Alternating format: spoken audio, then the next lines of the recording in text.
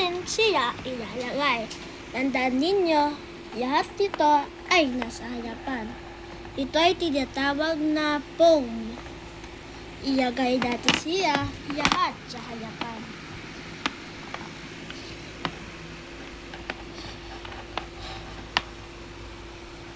Okay. Tapos, ito ay tinatawag naman natin look. Ilagay naman natin sa mga dulo. Tapos, tinatawag natin tonight. Ilagay natin din sa dulo pagkatapos ng look. Tinatawag naman natin tong bishop. Ang bishop ay ilalagay din natin sa dulo. Ngayon, may tayong dalawang na-contribute. Ang queen at saka king. Ang king ay lagi nasa letter E side. Ang queen ay nasa D side. Okay.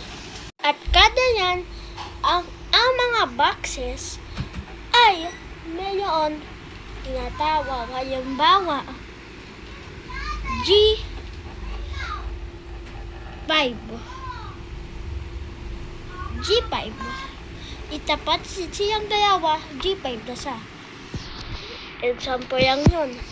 Na din tayong E5. E5. Lahat ng boxes ay may tinatawag. Alamin naman natin yung moves ng bawat nito. Una, ang foam. Ang foam ay sa unang ng tila pa sa paganon. Tapos, pag susunod yan ng tila, baon na sa gumanon. Dapat, pagganon na siya. Okay, paano na ang pagkain niya ay paganon. Hindi paganon. Oh, hindi paganon. Okay.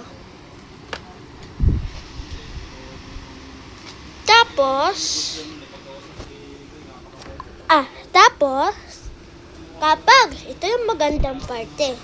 Kapag nakaabot na siya sa dulo, pwede siya maging rook, horse, bishop, and queen. Yun ang pwede maging sa kanya. Naman igalaw ito. Ito ay tinatawag nating yoke. Paano sa galawin? Ang paggalaw niya ay pa-vertical o pa-horizontal. Halimbawa, pwede sa gumanon at pagganon. Anong pwede yung pagkain? Pagkain niya, pehelas pa rin. Ang problema, ito yung bawal niyang gawin. Tumayon. Okay? Naman galawin ito. Ito ang tinatawag nating knight. Paano sa galawin? Ang paggalaw niya ay pa-letter L. 1, 2, 3. Yun. 1, pwede din na 4, 3. Pwede din kanto. 1, 2, 3. Pwede din 1, 2, 3. Pwede din 1, 2, 3. Pwede din 1, 2, 3. Basta, pa-letter L. Okay? Ang pagkain niya, ganun pa rin. Letter L. Kapag ganito, pwede ba siya lumampas? Siyempre, pwede siya lumampas. Kasi sa yung night, kamukha sa lang kabayo, kaya pwede din siyang tumayon sa mga ibang pieces. Okay, doon. Next, paano naman galawin ang bishop? Ito ay tinatawag natin bishop. Paano sa galawin? Pwede sa padalagunay. Halimbawa, itong bishop ay nakastay sa white tiles. Kaya, pwede yung sa mag-stay sa white tiles. Pwede sa pagganon, Pag ganon.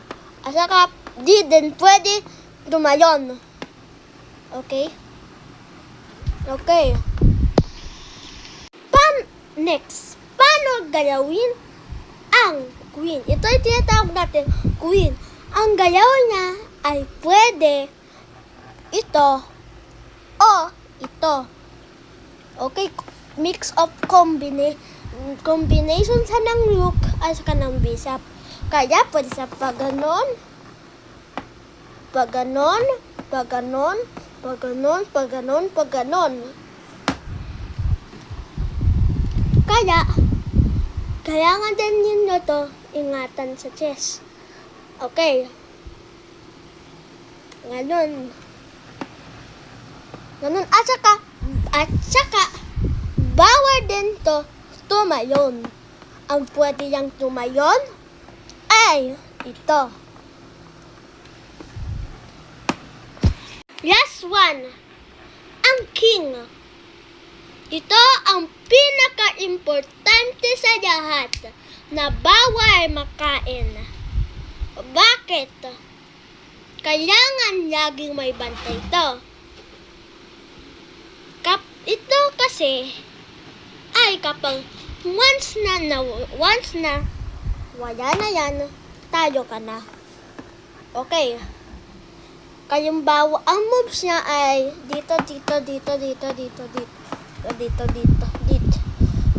Yan, yun. Yung surrounding siya. Kapag ganito, check. Eh di, lipat siya. Ano, yung example. Ngayon, pinag-aralan na natin lahat kung paano sila mag-move. Meron akong ipapatuloy sa inyo. Hindi pa to tapos. Una, ang casting. Tanggalin muna natin to. Sandali lang. Okay. Ang casting para maging mas protektado ang king. Diba? Ang casting, gawin na to 1, 2, 3. Ganyan. Para may protection siya. Okay. Tapos ito bantay nito, ito bantay nito. Kaya ganun. Okay. Kapano naman kapag sa kabilang side? 1, 2 ulit, then tayon.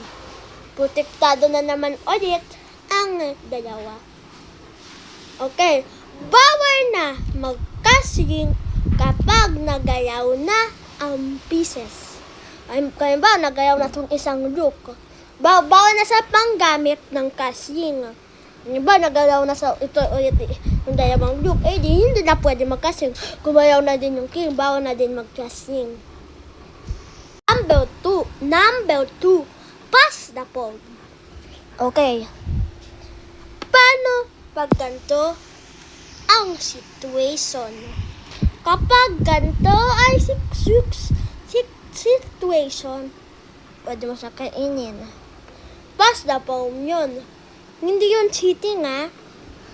Talaga, pass the pawn yun. Dio, paano mo i-checkmate yung king? Okay, kapag na-checkmate mo na yung king, panalo ka na. Okay. Ayun, bawa. Wait lang. Hinihintay ko lang. Hintayin na lang ako. Ito, yung pag-checkmate ng king. Check. Tingnan na. O, wala na siyang mapupuntahan. Tama ba? Okay. Tama na ako. Technique na alam. Na yun ang ipapatulog ko sa inyo. Una, basta. Tawag natin dyan ay King's Opening. Then, habang nakatira na sa okay, ilagay ninyo dito ang bishop ninyo. At yan na sa. Ilagay ninyo dito o dito ang queen ninyo. Nung ilagay nyo dyan, kain yan. Checkmate na yan kasi may bantay na bishop sa likod. Oh. Okay. Kapag dito naman, pwede mo siya kainin, checkmate pa yan kasi may bishop pa yan sa likod. Okay. Paano mo yun maiwasan? Kapag ang sasakin ninyo, ilagay ninyo ang horse ninyo dito. Bakit? Kasi, pagkain ninyo dyan, pwede masakain yung pag ganun. Okay? Okay. Or, pag ganito naman, pwede dito yung night.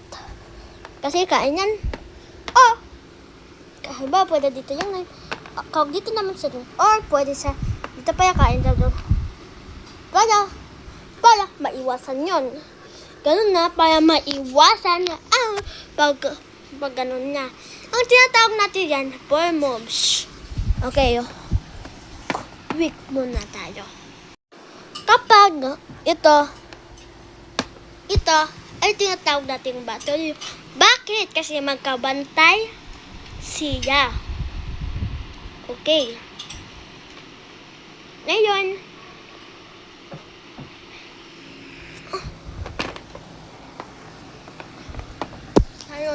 tandaan ninyo ang mga tinuro ninyo, baka maging importante yan.